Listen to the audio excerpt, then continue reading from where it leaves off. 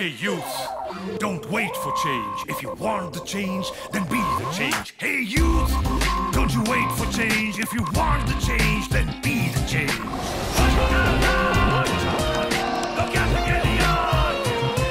चल youth, अब घर से निकल. चल youth, अब घर से निकल. चल youth, अब घर से निकल. चल youth, अब घर से निकल. दर्शक हो नमस्कार. BR न्यूज चॅनलच्या व्हॉइस ऑफ यूथ या कार्यक्रमामध्ये मी जयपाल खेडकर आपल्या सर्वांचं स्वागत करतो. आज कार्यक्रमामध्ये आपल्याशी चर्चा करण्यासाठी या ठिकाणी युवक काँग्रेसचे शहर अध्यक्ष अंबादास करगुळे आपल्या स्टुडिओत आलेत. तर अंबादासजी, आपण आज या कार्यक्रमासाठी या स्टुडिओत आलात. BR न्यूज कडून आपलं स्वागत. नमस्कार. तर सुरुवातीला आम्हाला जाणून घ्यायला आवडेल की अशा पद्धतीनं या युवक काँग्रेसचे शहर अध्यक्ष म्हणून आपली जी वाटचाल आहे राजकीय ती कशा प्रकारे झाली? सोलापूर शहर युवक काँग्रेसचा अध्यक्ष गेल्या दुसऱ्यांदा मला आमच्या युवक काँग्रेसच्या कुठंच असं इलेक्शन नसतो त्या प्रकारे युवक काँग्रेसच्या इलेक्शनमध्ये दुसऱ्यांदा मला संधी दिली. बरं. त्या युवकांचा मी प्रथम आभार मानतो व माझ्या नेत्या आमदार प्रणिती शिंदे यांच्या मार्गदर्शनाखाली युवक काँग्रेसच्या विविध प्रश्नावर तोडगा काढण्यासाठी मला अध्यक्ष केले. आता पण मोर्चा असतील, आंदोलन असतील, या भाजप सरकारच्या विरुद्ध सतत माझं पाऊल असणार आहे आणि यापुढे राहणार आहे. बर. मग आता युवक जी आपण म्हणता की दुसरी टर्म आहे आपली, तर म्हणजे किती वर्षाची टर्म होते आणि किती वर्ष झालं आपण या पदावर आहात? 3 वर्षाचा टर्म असतो. 3 वर्ष मी सुरुवातीला 2011 साली शहरमध्ये युवक काँग्रेसचा विधानसभा अध्यक्ष होतो. बर. त्यानंतर 2014ला पुन्हा एकदा मला शहर अध्यक्ष केले. मग त्याच्यानंतर आता परवाच 2016 साली 17 साली पुन्हा इलेक्शनला आले. तेव्हाही युवक काँग्रेसच्या माध्यमातून मला शहरातून भरघोस मतांनी निवडून दिले. मग अशा पद्धतीनं एक समाजकारण करत असताना किंवा एक समाजसेवा समाजकार्य करत असताना ही जी आवड आहे ती कधीपासून निर्माण झाली आपल्यामध्ये? माझे आई वडील माझे वडील गिरणी कामगार होते. माझे वडील मोची समाजाचे एक झोपडपट्टी कोल्हापूरच्या राहत होतो आम्ही. माझ्या वडिलांना बँकेत नोकरी असताना माझ्या वडिलांनी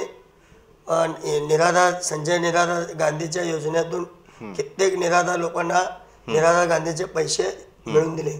त्याच्याच आधारे काँग्रेस पक्षाने त्यांना 1985 साली त्यांना तिकीट दिला. मग ते नगरसेवक झाले. पुन्हा माझ्या तिसरी टर्म नगरसेवक, आम्ही 5वी टर्म आहे. बरोबर. मग त्यांचाच आदर्श घेऊन कुठं ना कुठं माझ्या आई वडिलांचा विचार घेऊन मी कॉलेजमध्ये शाळेत असल्यापासून समाजसेवा कॉलेजमध्ये असताना रक्तदान शिबिर असतील, झाडे लावा झाडे जगवा व शाळेत मला युवा होण्याचा बी चान्स माझ्या शाळेतल्या मित्रांनी दिला होता. म्हणून मला सामाजिक कार्य करता करता राजकीय विचार बी माझ्या डोक्यात आला. आमदार प्रणिती शिंदे नुकताच जय जीवच्या विचारातनं त्यांनी सोलापुरात चालू केलं. मग त्यांना घेऊन एक कार्यक्रम घेतला होतो, सामाजिक कार्यक्रम. बाबा ग्रुप सामाजिक बहुउद्देशीयच्या वतीने साड्या वाटपाचा कार्यक्रम 15 ऑगस्ट. त्याच्या आधारेच त्या सामाजिक कार्य आम्हाला आवडत गेला व कुठं ना कुठं राजकीय विचार करा म्हणून मी आमदार प्रणिती शिंदे यांच्या मार्गदर्शनाखाली आज म्हणजे आता राजकारणात ज्यावेळी आपण पक्ष निवडला तो काँग्रेस पक्ष निवडला आणि त्यामध्ये सक्रिय झालात. पण त्यापूर्वी ज्यावेळी कॉलेजमध्ये होतात आपण, मग त्यावेळी समाजकार्य करण्यासाठी एखादी सामाजिक संस्था आपण चालवत होतात का आणि त्याच्या माध्यमातून कार्य करत होता का? बाबा ग्रुप बहुउद्देशीय संस्था आमची आमच्या कोल्हापूरच्या सर्व युवकांचे सर्व आम्ही युवक मिळून एकच संस्था खोलला, बाबा ग्रुपच्या नावाने खोलला. का बाबा शब्दात हा खूप मोठा ताकद असतो. म्हणून आम्ही त्या बाबा ग्रुपच्या माध्यमातून गोरगरिबांना छत्री वाटप असू दे, अन्नदान वाटप असू दे, रक्तदान, वर्षाला आम्ही हजारो रक्तदान सर्व ब्लड बँकेत आज बी तुम्ही विचारू शकता बाबा ग्रुपच्या माध्यमातून रक्तदान. मी कॉलेजमध्ये असताना पहिल्यांदा कॉलेजमध्ये असताना मी 165 रक्तदान मी स्वतः माझ्या सर्व कॉलेजच्या मित्रांनी केलं. कुठं ना कुठं मला सामाजिक कार्य आवडत गेलं आणि का सामाजिक कार्य बाबा ग्रुपच्या माध्यमातून सामुदायिक विवाह, मोची समाज रथोत्सव असतील, विविध सामाजिक राजकीयपेक्षा सामाजिक मी खूप भर दिले. मग सामाजिक कार्य करत असताना मोची समाज जो आहे आपला, त्यामध्ये आपण कुठंतरी काय पदाधिकारी म्हणून किंवा कुठल्या पदावर होतात का? मी मोची समाज युवक संघटना शहर जिल्हा अध्यक्ष मला केले, कारण सामाजिक कार्य म्हणून जे मोची समाजचे कुलदैवत जांभूण महाराजांचा रथोत्सव असतो त्याच्या सर्वात मोठी मिरवणूक माझी असायची आणि सर्वात जास्त युवक माझ्या मिरवणुकीत असायचे, म्हणून समाजाचे अध्यक्ष समाजाचे ज्येष्ठ मंडळीने मला 3 वर्षासाठी युवक अध्यक्ष दिले होते. मग मी त्यावेळेस सर्व सोलापूर जिल्ह्यात जिथे जिथे मोची समाज वंचित त्या लोकांना माहित नव्हतं जात धर्म काय असतो. आमच्या मोची समाजात जातीचा दाखला कुठं कामाटे आहे, कुठं हरिजन आहे, कुठे मादगी आहे, माधुर आहे, कुठं मातंग आहे, मातंगी आहे. मग सर्व लोकांना एकत्र करण्याचं काम मी उत्तर सोलापूर, दक्षिण सोलापूर, अक्कलकोट हे सर्व ठिकाणी मी स्वतः फिरून त्या ठिकाणी शाखा ओपनिंग केलं. बर, मग आता समाजकार्य आपण करता किंवा राजकारणात आहात, तर प्रत्येक ठिकाणी माणसाचं काय की कार्य करत असताना आपली प्रगती व्हावी वाटत असेल तर प्रत्येक जण एक आदर्श मानत असतो. तर अशा पद्धतीनं हे कार्य करताना आपण कुणाला आदर्श मानता? माझं आदर्श स्वर्गीय राजीव गांधी, त्याने टेक्नॉलॉजी आणल्या. आज जे आपल्या हातात मोबाईल आहे, जे कॅम्प्युटर आहे, आज लहान मुलं असतील मोठे जे आज 21व्या शतकात गेलो, माझा आदर्श राजीव गांधी होते. त्याच्यानंतर कुठं ना कुठं राजकीय नेत्या म्हणून मी आमदार प्रणितीताईंना आदर्श डोळ्यासमोर ठेवून काही गोष्टी मी त्यांच्याकडून शिकलो. बर, मग आता बघतोय आपण महिनाभरापासून एक लोकसभेचं वारं सगळीकडे सुटलंय, सगळीकडे घुमतंय. तर या पार्श्वभूमीवर जर सोलापूरचा विचार केला तर आत्तापर्यंत असं होतं की काँग्रेस आणि भाजपा हे 2च पक्ष असे होते, यामध्ये लढत व्हायची. मात्र यावेळी प्रकाश आंबेडकरांच्या एका उमेदवारीनं ही लढत तिरंगी होणार हे निश्चित झालंय. मग असं असताना 23 मेला निकाल लागेल, जे काही भविष्य असेल, पराभव असेल किंवा कुणाचा विजय असेल हे गुलदस्त्यात आहे. पण आपल्याला एक काँग्रेसचे युवक शहराध्यक्ष म्हणून काय चित्र असेल असं वाटतं? एक अंदाज काय वाटतो? गेल्या 2014 साली असंच निवडणूक झालं होतं. माननीय आमदार प्रणितीताई शिंदे काँग्रेसकडून होते, महेशजी कोटे शिवसेनेकडून होते, MIM पक्षाकडनं तौफिक शेख होते. त्यावेळेस मी असंच सोलापुरात चर्चा होतं की आमदार प्रणितीताईंचा पराभव होईल. पण असं न होता लोकांनी विचार केला, हे बी सध्या तसंच आहे. इलेक्शन जातीच्या नावाने एक जण मतं मागतो, कोण तर धर्माच्या नावाने मतं मागतो, पण आमदार प्रणितीताई शिंदे विकासाच्या नावाने मतं मागत होते. आणि म्हणून आमदार प्रणितीताई शिंदे निवडून आले. कमी मताने का होईना, सच कभी पराजित नाही हो सकता अशा प्रकारे निवडून आले. त्याच पद्धतीने शिंदे साहेब जे विकास केले, आज सोलापूर NTPC असू दे, पॉवर ग्रीड, सिमेंट कारखाने असतील, पुणे हायवे असतील, हैदराबाद, आज कित्येक सोलापुरात जे स्मार्ट सिटी आहे फक्त शिंदे साहेबांमुळे आलंय. म्हणून शिंदे साहेबांचा कुठं ना कुठं विचार करतील. सोलापूरचे नागरिक एवढे एकदा त्यांच्याकडे चूक झाली, पुन्हा एकदा चूक करणार नाही. गेल्या 5 वर्षात शिंदे साहेब नसल्यामुळे काय सोलापूरचं नुकसान झालं त्यांना कळालंय. म्हणून आता महाराज किंवा जे अकोल्यावरून आले प्रकाशजी आंबेडकर, ते बाबासाहेब आंबेडकरचे नातू आहेत. बाबासाहेब आंबेडकर आमचे दैवत आहेत. मग कुठं ना कुठं ते जातीवादी पक्षाकडे गेल्यामुळं आम्ही देखील, मी एक मागासवर्गीय आहे, आम्ही देखील कुठं तर नाराज आहोत. म्हणून आम्ही पुन्हा एकदा शिंदे साहेबांना विकासाच्या जोरात आम्ही निवडून आणण्याचा सर्व युवकांचा आम्ही निर्धार केलाय. बरं, आपण म्हणता की आता शिंदे साहेबांच्या स्वरूपानं सोलापूरची म्हणजे एक विकास झाला, विकास कामं भरपूर केली. मग असं असताना जवळपास 40-45 वर्षाची एक राजकीय कारकीर्द, त्यानंतर मोठमोठी पदं त्यांनी भूषवलीत. असं असताना मग 2014ला त्यांचा पराभव का झाला निवडणुकीमध्ये? काय कारण असेल त्यामागे? एक मोदीचं लाट होतं आणि लोकांना एक कुठं ना कुठं चेंज पाहिजे असतो. लोकांची एक आशा होती की मोदी एवढं आश्वासन सोशल मीडियामधनं दिला, अच्छे दिन आएंगे, अच्छे दिन आएंगे, 15 लाख सर्वांच्या खात्यात टाकतो, युवकांना 2 कोटी रोजगार देतो, सर्व जाती धर्मांना आरक्षण देतो, असं कित्येक फेकू. कालच 1 एप्रिल आम्ही 1 एप्रिल म्हणजे फेकू दिवस साजरा करतो त्या मोदीच्या नावाने. म्हणून हा लोकांना कळालं की 5 वर्षात काही झालं नाही. 15 लाख आले, 2 कोटी रोजगार मिळाले नाही, आणि धनगर समाजाला आरक्षण दिलं नाही, मराठा समाजाला आरक्षण दिलं. हा मराठा समाजाच्या युवकावर जे गुन्हे दाखल झाले ते गुन्हे छोटे बी नाही, 307 354 म्हणजे सरकारी कामात अडथळा. त्या माता भगिनींना त्यांच्या आई वडिला किती त्रास झाला याचा या येणाऱ्या इलेक्शनला ते त्यांना जागा दाखवतील. बरं, मग आपण म्हणता की सोशल मीडियाच्या माध्यमातून एक आश्वासनं दिली गेली आणि त्याला लोक बळी पडली. मग त्यावेळी आपण जर विकास कामं केली असती मग सोशल मीडिया आपण वापरला नाही का त्यावेळी? आम्ही कुठं तर सोशल मीडियामध्ये मागं पडलो हे आम्ही मान्य करतो. बरं, कारण शिंदे साहेबांनी असू दे की सोनिया गांधी असू मनमोहन सिंग असू दे यांनी कामं केले पण कधी सोशल मीडियाच्या माध्यमातून सोशल मीडियामध्ये यांनी पैसे खर्च केले. आज तुम्ही टीव्ही कुठल्याही चॅनलला पहिला मोदीचं जाहिरात येतं, कुठलाही पेपर घ्या पहिला मोदीचा फोटो येतो, पेट्रोल पंपावर जावा मोदीचा फोटो असतो. 11 तुम्ही साधा आता काडीपिटी माचीचा डबा घ्या त्याच्यावर मोदीचा फोटो आहे. मग एवढं मार्केटिंग करतात त्यांनी, मार्केटिंगला पैसे घालतात. आमचा पक्ष फक्त विकासाला महत्व दिलंय, मार्केटिंगला महत्व दिलं नाही. बरं, मग आता जी स्पर्धा आहे मग सोशल मीडिया एक प्रभावी माध्यम आहे कुठल्याही मतदान किंवा निवडणुकीच्या बाबतीत. मग सध्याच्या निवडणुकीत आपण सोशल मीडियाबाबत काय पावलं उचललीत? आता आमचे मीडिया सेलचे अध्यक्ष तिरुपती परके पंडला, सागर शहा, ओमकार गायकवाड, प्रवीण जाधव, आमचे एक टीम तयार केली आहे. सुमित भोसले असे जे युवक आहेत जे या सोशल मीडियाला फाईट देऊ शकतात त्यांची टीम, आमदार प्रणिती शिंदे असतील त्यांनी आम्ही सगळं व्यवस्थित युवकांची एक टीम तयार केली. आता आम्ही त्यांना फाईट टू फाईट देत आहोत आणि येणारा काळ फक्त फेसबुक व्हॉट्सअपमध्ये शिंदे साहेब प्रणिती शिंदे काँग्रेस पक्ष दिसेल तुम्हाला. बरं, मग आता एक विरोधक म्हणून ज्यावेळी आता आपण बऱ्याच वर्ष सत्तेत होता आणि माग 2014ला एक भाजपाची सत्ता सगळीकडे आली आणि काँग्रेस जो पक्ष आहे तो एक विरोधक म्हणून सक्रिय झाला. मग असं असताना या 5 वर्षामध्ये काय विकास झाला किंवा सोलापूरसाठी खास जर विचार केला तर भाजप पक्षाकडून काय कामं झाली आपल्याला वाटतं?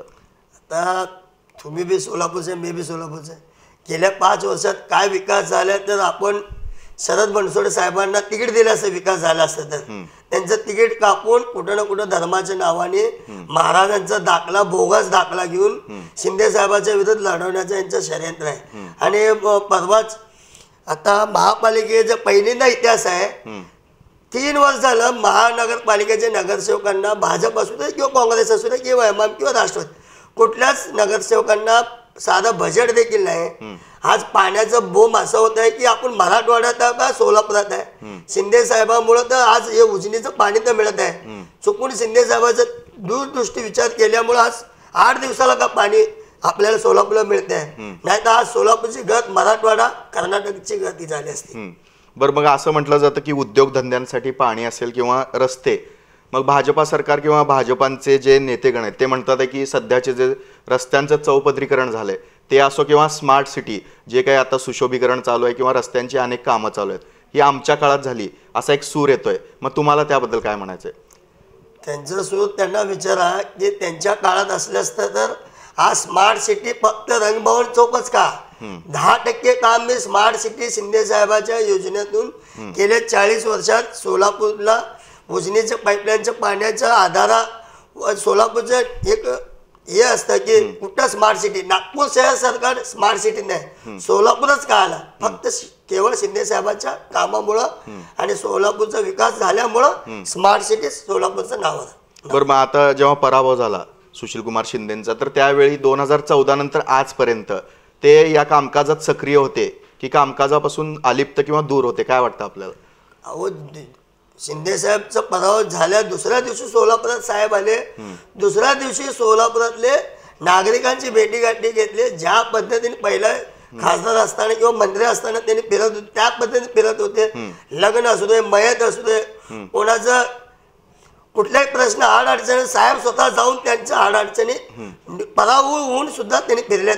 या गोष्टीचा आम्हाला अभिमान आहे की त्या नेत्यांचा आम्ही आज एक कार्यकर्ता म्हणून त्यांचं काम करतो. बरं, मग आपण मांडलेल्या एका मनोगतातून किंवा वक्तव्यातून असं आम्हाला जाणवतं की शिंदे साहेबांनी आजपर्यंत विकास कामं भरपूर केली, फक्त सोशल मीडियाचा मुद्दा असेल किंवा एक मोदी लाट म्हणून त्यांचा एकदा पराभव झाला आणि त्यांच्या कारकिर्दीला थोडा ब्रेक लागला. मग शिंदे साहेबांनी या सोलापूरसाठी काय काय विकास कामं केली ठळक म्हणून आपल्याला काय सांगता येईल? तुम्ही अख्ख्या भारतात बघा की कुठंच एक जिल्ह्यासाठी विद्यापीठ नसतो. सोलापूर विद्यापीठ शिंदे साहेबांनी आणले. एवढा मोठा प्रकल्प NTPCचा शिंदे साहेबांनी आणले. उजनीचं पाईपलाईन आज उजनीच्या पाण्यामुळं सोलापूर 6 दिवसाला का होईना पाणी पितो. त्या उजनीचं पाईपलाईनचं पाणी, दुहेरी पाईपलाईन, स्मार्ट सिटी, तीर्थक्षेत्र जे आज पंढरपूर असेल, अक्कलकोट असेल, तुळजापूर असेल, याचं रस्त्याचं काम शिंदे साहेबाच्या विचारातून झालंय. कित्येक कामं त्यांच्या कामाची यादी करत बसेल तर मला वेळ पुरणार नाही, तुम्हाला बी वेळ पुरणार नाही. असं त्यांची यादी आहे. तुम्हाला पुन्हा एकदा त्यांची यादी पाठवतो. त्या कामामुळे तर शिंदे साहेबांना 40 वर्ष सोलापूरचे नागरिक निवडून देत होते. बरं, मग आपण म्हणतो की NTPCचा एक प्रकल्प इथं आला, त्यानंतर एक विकास काम म्हणून त्याच्याकडे आपण सांगतो किंवा तुम्ही सांगता की NTPC प्रकल्प हा शिंदे साहेबांनी आणला. पण बऱ्याचदा असं ऐकलं जातं की या प्रकल्पामुळे जे वातावरण आहे सोलापूरचं त्याची उष्णता वाढेल किंवा त्याबद्दल तिथली जी शेती आहे, तिथली जमीन आहे ती नापीक होईल, अशा पद्धतीचे बरेच वक्तव्य, बरेच काय म्हणतो आपण एक समज म्हणा किंवा गैरसमज म्हणा असे पसरवलेत. त्याबद्दल काय म्हणायचं आपल्याला? काय NTPC आल्यापासून त्या लोकांना, जे भाजपचे जे असं म्हणतात ना, त्या लोकांना एक चीड आहे की एवढा मोठा प्रकल्प शिंदे साहेबांनी आणल्यामुळं त्या आजूबाजूचे परिसर हरित क्रांती झाले. आज हिरवागार शेती फक्त त्या भागात आहे. काय म्हणत ते NTPC मुळे त्या पाईपलाईनच्या पाण्याचा एवढा मोठा साठा आहे. ते पाणी त्या आजूबाजूच्या सर्व शेतकऱ्यांना भेटतो. तिथले शेतकरी खुश आहेत. तिथले भाव वाढलेत. तिथं पहिला एक 20,000 रुपये भाव नव्हता, आज 6 लाखाच्या वर भाव गेले. फक्त शिंदे साहेबांमुळं, त्यांच्या दूरदृष्टीमुळं NTPCच्या योजनेत झाले. बरं, मग आतापर्यंत एक लोकसभेची जी निवडणूक असायची ती सोलापुरामध्ये काँग्रेस आणि भाजप या दोनच पक्षामध्ये व्हायची. मात्र यावेळी काय झालं की वंचित बहुजन आघाडीचे उमेदवार प्रकाश आंबेडकर यांच्या रूपानं काय झालं की एक समाजप्रिय व्यक्तिमत्व म्हणजे भारतरत्न डॉक्टर बाबासाहेब आंबेडकरांचे नातू म्हणून एक समाजप्रिय व्यक्तिमत्व आज या रिंगणात उतरले. तर ज्यावेळी शिंदे साहेब एक दलित समाजाचा चेहरा म्हणून ही लोकसभा या आरक्षित मतदारसंघातून आतापर्यंत लढवायचे, मग आता असं होईल का की वंचित किंवा अल्पसंख्याक जी मतं आहेत ती विभागली जाईल आणि याचा फटका कुठेतरी काँग्रेसला बसेल? आपल्याला काय वाटतं? मी आत्ताच बोललो होतो, 2000 साली जसं इलेक्शन, 14 साली जसं इलेक्शन झालं होतं त्यावेळेस मी जातीच्या नावाने मतं मागत होते, धर्माच्या नावाने मतं मागत होते आणि आम्ही विकासाच्या नावाने मतं मागत होतो. यावेळेस मी असंच होणार आहे. आणि यावेळेस तर माझी विनंती आहे सोलापूरच्या नागरिकांना, आपला माणूस, आपला सोलापूरचा माणूस जे आपल्या सोलापूरसाठी काम करतो, सोलापूरसाठी काही का होईना देणं लागतो, सोलापूरच्या जन्मभूमीत त्यांचा जन्म झालाय, त्या माणसाला आपण निवडून द्यावं. विकास तर शिंदे साहेबांनी भरपूर केलाय, पण आज समाज जाती धर्माच्या नावाने जे मतं मागतात त्यांना एकच प्रश्न विचारा, तुम्ही काय काम करणार, तुमचं विजन काय पुढचं? त्यांनी काही सांगू शकणार नाही, कारण त्यांच्याकडे विजनच नाही. फक्त त्यांच्याकडे भांडण लावायचं जाती धर्मात, एवढं त्यांचं विजन आहे. बरं, मग आता हे झालं अल्पसंख्याक किंवा आपण म्हणतो की बहुजनांच्या बाबतीमध्ये. मग दुसरीकडे असं देखील आहे की भाजपाने जे उमेदवार दिलेत यावेळी तर ते लिंगायत समाजाचे धर्मगुरू आहेत. मग असं असताना सोलापूरचा जर खास करून विचार केला तर सोलापुरात लिंगायत समाज मोठ्या प्रमाणावर आहे. मग याचा कुठेतरी परिणाम या निवडणुकीवर दिसेल का? कालच आमचं कॉर्नर सभा शिरशेन नगरमध्ये होतं. तिथं बहुतेक भाग सगळं लिंगायत समाज होता आणि एक माझ्या मते 500 ते महिला होते, सर्व युवक होते. त्या युवकामध्ये, त्या महिलांमध्ये एकच चर्चा होतं, महाराज ह्या जे महाराज आहेत ते मठापुरते महाराज आहेत, त्यांना मतं मागू नये, कारण त्यांनी आम्हाला आशीर्वाद देत असतात. उद्या त्यांनी आम्हाला आशीर्वाद देत, आता आम्हाला त्यांना आशीर्वाद द्यायची वेळ येऊ नये. त्यांच्या मनात एक भावना आली, महाराजांनी मठापुरताच राहावं आणि शिंदे साहेबांनी सोलापूरचा विकास करावा, भारताचा विकास करावा. भारताचं नाव त्यांनी कसं अमेरिकापर्यंत पोहोचवलं, तर त्या पद्धतीने अजून एकदा शिंदे साहेबाला संधी द्यावं. त्या लिंगायत समाजाच्या युवकाने त्यांना विरोध दर्शवला, पण तरी देखील भाजपाचे जे सध्या मंत्री आहेत, पालकमंत्री, त्यांनी कुठं ना कुठं त्यांचं स्वतःचं हित साधण्यासाठी पालकमंत्री त्या महाराजांना पकडून त्यांच्या डोक्यात घालून त्यांना इलेक्शन उभा केले. बरं, मग आता हे झालं जाती किंवा धर्माची जी समीकरणं म्हणतो किंवा गणित म्हणतो त्या बाबतीत. मात्र दुसरीकडे असं आहे की इथले विद्यमान खासदार जे आहेत शरद बनसोडे, त्यानंतर 2 आमदार म्हणजे कॅबिनेट मंत्री, पालकमंत्री असतील विजयकुमार देशमुख आणि सहकार मंत्री सुभाष देशमुख, त्याबरोबर पालिकेमध्ये जी सत्ता आहे 50वर नगरसेवक हे भाजपाचे आहेत. मग हे जर संख्याबळ देखील जर बघितलं तर याचा कुठंतरी अडथळा काँग्रेसला निर्माण होतो असं वाटतंय. आम्हाला चांगलं झालं की 2014 साली आमची सत्ता आली. मग लोकांना काय वाटलं की देशात यांची सत्ता, राज्यात यांची सत्ता, सोलापुरात एकदा यांना सत्ता देऊ. आज सोलापुराची गत अशी झाली आहे, तुम्ही सोलापूर शहर फिरा, कचरा त्या ठिकाणी असतो, शौचालय स्वच्छ नाही, पाण्याचं वणवण भटकत आहेत लोक, महिला आमच्या, आणि सोलापूरच्या बजेटचा पत्ता नाही. साधं हापसे रिपेरी करायला गेलं तर त्या हापसे रिपेरी करणाऱ्यांचं त्याला पेमेंट देत नाही, ते गाळ काढणाऱ्यांचं पेमेंट नाही, कर्मचारी रजेवर आहेत. अशी दुर्वस्था सोलापूर महानगरपालिकेची झाली आहे. त्यांच्याच भाजपचे नगरसेवक त्या आंदोलनाला बसतात आमच्या वेळेस की आम्हाला बी बजेट द्या. मग ही गत सोलापूरचे झाले. 2 मंत्री असून सोलापूरसाठी कुठलाच विकास केला नाही. त्यांच्या 2 मंत्र्याचे भांडणं, त्यांनी इकडे बसतात ते तिकडे बसतात. खासदार तर आपल्या आपल्या धुंदीत असतो, आणि महापौरचं आणि ते स्टँडिंग सभापती पक्षनेत्याचं पठण होतं. सोलापूरच्या इतिहासात पहिल्यांदा 2 वर्ष स्टँडिंग कमिटीचे चेअरमनचा पत्ता नाही, फक्त शिवसेना भाजपच्या भांडणामुळं. मग सोलापूरच्या नागरिकांना विनंती आहे की आपण कुठं ना कुठं याचा विचार करावा. म्हणून शिंदे साहेबांना पुन्हा एकदा आपण संधी देऊन आपला सोलापूरचा आपला माणूस त्यांना निवडून द्यावं. बरं, मग आता देश पातळीवर बघतो आपण की तरुणाई असेल की मोदींचं एक नाव जे आहे ते घराघरात पोचलेलं आहे, म्हणजे तरुण सगळे मोदींकडे आकर्षित होत आहेत. मग यावेळी थोडासा बदल म्हणून प्रियांका गांधी देखील एक तरुण नेतृत्व म्हणून काँग्रेसनं पुढे आणलंय, आणि अध्यक्षस्थान देखील बदलून अध्यक्ष म्हणून राहुल गांधींचा चेहरा पहिल्यांदाच या लोकसभेच्या निवडणुकीला सामोरं जातोय. तर मोदींविरुद्ध प्रियांका गांधी असतील किंवा राहुल गांधी यांना लोक स्वीकारतील का किंवा कौल देतील का, काय वाटतं आपल्याला? जेव्हा मोदींचं आपण म्हणलं घराघरात, ते 2000 साली होतं. 2019 साली आता घराघरात राहुल गांधींचे विचार, प्रियांका गांधीचे विचार या लागलेत. लोकांना प्रियांका गांधीला बघितलं, इंदिरा गांधीला बघितलं होत आहे. म्हणून त्यांनी इंदिरा गांधी जसं देशात एक डेअरिंगबाज पंतप्रधान म्हणून त्यांचं भूषवलं होतं, त्याचमध्ये प्रियांका गांधी असतील. म्हणून प्रियांका गांधीला जास्त पसंती येणार आहे. आणि येणाऱ्या काळात मोदीला फाईट देण्यासाठी मोदी कुठं थांबतील तिथं प्रियांका गांधी थांबणार आहे. म्हणून कुठं त्यांचा बेस हल्लाय. म्हणून त्यांनी जास्तीत जास्त खासदारावर लक्ष देऊन त्यांचे खासदार जास्त निवडून यायचं त्यांचा प्रयत्न चालू आहे. पण यावेळेस असं होणार नाही. काँग्रेसची सत्ता येणार 2019 साली. बरं, मग आता देश पातळीवर जर बघितलं की 2014 नंतर एक बहुमतानं भाजप हा संपूर्ण सत्ता केंद्र म्हणून एक देशामध्ये आपल्या उभारला. त्यानंतर सगळीकडे भाजपाची, मग आता आपल्या महाराष्ट्राचा विचार केला तर केंद्रात सत्ता भाजपाची आहे, त्यानंतर महाराष्ट्रात सत्ता भाजपाची, खास करून सोलापूर महानगरपालिकेवर भाजपाची. त्याच दरम्यान नोटाबंदी असेल, GST असेल, आणि अलीकडेच झालेला सर्जिकल स्ट्राईक असेल, असे मुद्दे आता या निवडणुकीच्या पार्श्वभूमीवर भाजप समोर आणतंय. मग ही जी पावलं उचलली गेली याबद्दल आपल्याला काय वाटतं? हे पावलं फक्त इलेक्शन समोर ठेवून उचलले. पुलावा हमला हा लोकांना समजलाय की इलेक्शन 6 महिन्याच्या अगोदरच का पुलावा हमला झाला, आणि हे घडवून आणलेला हमला आहे.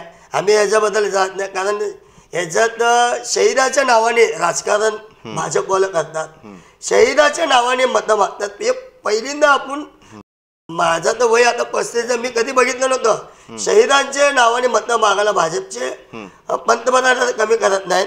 आणि जे त्यांनी आश्वासने दिलं ते 2014 साली सगळ्यांच्या खात्यात 15 लाख रुपये घालतो, 2 कोटी रोजगार वर्षाला देतो, आणि सर्व उज्ज्वल गॅस असू दे किंवा झोपडपट्टीला जे पक्के घरं देतो, कुठे गेले? सर्व त्यांनी जे आश्वासने दिले ते सर्व चुकले. म्हणून त्यांनी पुलावा हमला घडून आणला होता. मग नोटाबंदी असेल, GST असेल, हे असं म्हटलं जातं की देशामध्ये जो काळा पैसा आहे तो नष्ट करण्यासाठी उचललेली पावलं आहेत. मग ती कितपत यशस्वी झाला आपल्याला वाटतं? ते तुम्हाला माहिती आहे कितपत, म्हणजे नोटाबंदी झाले, नोटाबंदी सर्वात जास्त हानी जे झाले फक्त गरिबांचे. आमच्या माता भगिनीचे 110 लोक त्या नोटाबंदीच्या लाईनीत थांबून दगावले. आणि GST मुळे तर व्यापारी लोक व्यापार सोडून त्यांनी स्थलांतर झाले. सोलापुरातले असू दे किंवा बाहेरचे असू दे, व्यापारी बंद झाले. व्यापार करण्याचं बंद. आज नवी पेठ मध्ये जावा, आज नवी पेठ मध्ये गेलं तर तिथं एक दिवसाला त्यांचं जे हे इन्कम होत होतं ते इन्कमपेक्षाही कम इन्कम, त्यांना नोकरांनाही पगार देता येत नाही. हे एवढं इथपर्यंत GST मुळे त्यांना फटका बसतोय. बरं, म्हणजे असं की GST असेल, नोटबंदी असेल किंवा झालेला सर्जिकल स्ट्राईक, हे सर्व मुद्दे आता भाजप एक आपला आश्वासक किंवा एक अजेंडा म्हणून या निवडणुकीत वापरणार आहे. तर असं असताना मग ही निवडणूक जी होणार आहे 2019ची लोकसभा, तर काँग्रेस नेमके कुठले मुद्दे घेऊन ही निवडणूक लढवणार आहे? काँग्रेसने परवाच मान्य आमचे अध्यक्ष राहुल गांधीजींनी गरीबातल्या गरीब कुटुंबांना महिन्याला वर्षाला 72,000 व महिन्याला 6,000 रुपये त्यांच्या खात्यात हे फेकू, जे मोदींनी 15 लाख सांगितलं तसं न सांगता किमान वर्षाला 72,000 आणि महिन्याला 6,000 गरीबातल्या गरीब कुटुंबातल्या महिलांना घालणार आहेत व वर्षाला 22 लाख सरकारी नोकरी रिक्त जागेत युवकांना संधी देण्याचं काम राहुल गांधीच्या माध्यमातून सरकार आल्यावर ते देणार आहे. आम्ही बोलतो ते करतात आणि मोदी जे बोलतो ते करत नसतो, म्हणून तर आपण कुठं ना कुठं फसत चाललो. त्याचा विचार आपण गांभीर्याने घ्यावा. बरं, मग आता युवक काँग्रेसचे एक शहर अध्यक्ष म्हणून या सोलापूरच्या सर्वांगीण विकासासाठी आता पुढची आपली ध्येय धोरणं किंवा सध्या चाललेली जी तयारी असेल ती काय आहे? आता पहिला आमचं फक्त यावेळेस युवक काँग्रेसच्या माध्यमातून 1 लाख घरापर्यंत शिंदे साहेबांचे केलेले कामाचे पॉम्पलेट असेल, त्यांच्या कामाची माहिती युवक काँग्रेसचे सर्व कार्यकर्ते पदाधिकारी करत आहेत व आम्ही शिंदे साहेबांना साकड्या घातल्या की जे सोलापुरातले युवक जे पुण्याला जाऊन शिकतात ते कसं परत येतील. IT पार्क आपण निवडून आल्या IT पार्क मोठ्या प्रमाणात व्हावं, जेणेकरून सोलापूरातले जे 1 लाख 2 लाख जे आपले युवक आहेत ते सोलापुराला कसं येतील याचा आम्ही साहेबांना विनंती केली. साहेबांनी बी आम्हाला आश्वासन दिलेत की या झाल्या इलेक्शन झाल्या आपल्या सत्ता आल्यावर हे मोठा IT पार्क सोलापूरसाठी उभा करण्यात येणार आहे, यांनी आम्हाला आश्वासन दिले. बरं, आता लोकसभा दृष्टिक्षेपात आहेत. या 18 तारखेला या ठिकाणी सोलापूर लोकसभेसाठी मतदान होईल, नंतर निकाल लागेल किंवा भविष्य काय असेल ह्या गोष्टी झाल्या. मात्र आज या व्हॉइस ऑफ यूथ हा कार्यक्रम पाहणाऱ्या सर्व दर्शकांना आपण काय सांगाल या निमित्तानं? माझी एक विनंती आहे सर्व आमच्या सोलापूरचे सर्व नागरिकांना की विकासाच्या नावाने जे शिंदेसाहेबांनी गेल्या 40 वर्षापासून जे काम केलं त्याचा एकदा अभ्यास करा. आणि हे लोक आता जे मतं मागायला येतात कशामुळे मागतात? याने कोण जातीच्या नावाने मागतो, कोण धर्माच्या नावाने मागतो, कोण सोलापूरचं नाही, कोण परगावातून आलेले लोक आहेत, जे महाराज म्हणून मठात बसणारे लोक आहेत, जे जाती धर्माच्या नावाने मतं मागतात. त्यांना एक समजावून सांगा की हा सोलापूर एकदा चुकला, पुन्हा एकदा चुकणार नाही. शिंदे साहेबांना पुन्हा एकदा संसदेत पाठवू, हा निर्धार सोलापूरचे नागरिक करतील. विकासाला महत्त्व द्या. विकासाच्या गतीने जाणारा शिंदेसाहेब जे सोलापूरसाठी सिद्धेश्वर एक्सप्रेस असतील, रेल्वे स्टेशन असेल किंवा इतर काही गोष्टी NTPC असेल, उजनीचं पाईपलाईन असेल, सिमेंटच्या फॅक्टरी असतील, आज पुणे हायवे असेल, हैदराबाद हायवे असतील, कर्नाटक एक्सप्रेस हायवे असतील, विविध जे कामं झाले फक्त शिंदे साहेबांमुळे झाले. म्हणून पुन्हा एकदा शिंदे साहेबांना आपण निवडून द्यावं एवढं माझी विनंती आहे. बरं, तर अंबादासजी आज आपण व्हॉइस ऑफ यूथ या कार्यक्रमात आलात. BR न्यूजकडून आपला आभार, धन्यवाद, नमस्कार. नमस्कार. तर दर्शक हो, आजच्या या कार्यक्रमामध्ये आपण चर्चा केली सोलापूर युवक काँग्रेसचे शहर अध्यक्ष अंबादास करगुळे यांच्याशी. तर पुन्हा भेटूया पुढच्या कार्यक्रमात. तोपर्यंत पाहत रहा BR न्यूज चॅनलचा व्हॉइस ऑफ यूथ हा कार्यक्रम. तर आजच्या कार्यक्रमातून मी जयपाल खेडकर सर्वांचा निरोप घेतो. नमस्कार.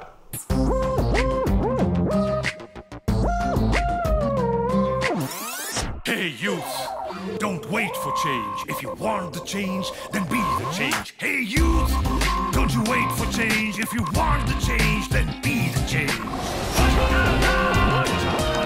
Look at the Gideon. Challenge you.